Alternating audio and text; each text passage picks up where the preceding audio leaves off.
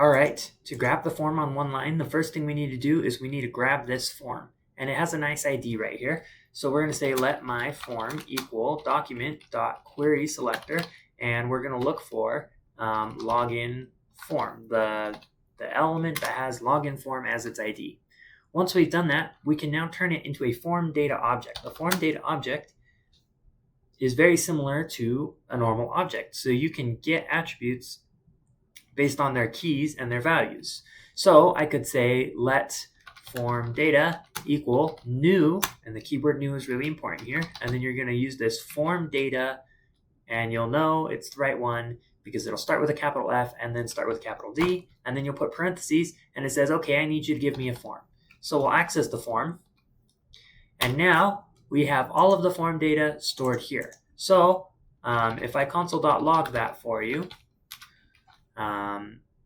when you submit the form, I'll put test, and hit submit. You can see it logs out this form data object.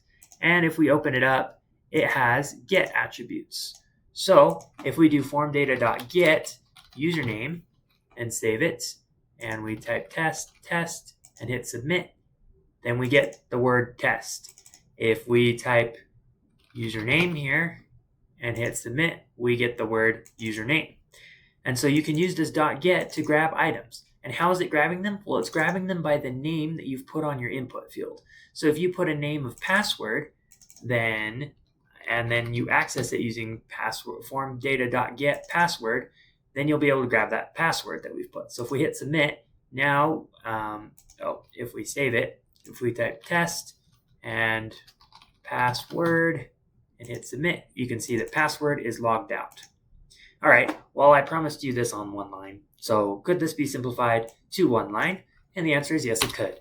So we could say let form data equal new form data document.querySelector hashtag login form, and then we put a semicolon, and now we no longer need the previous 2 lines of code. So what this does is it gives us a form data object, and we can access attributes by using this .get.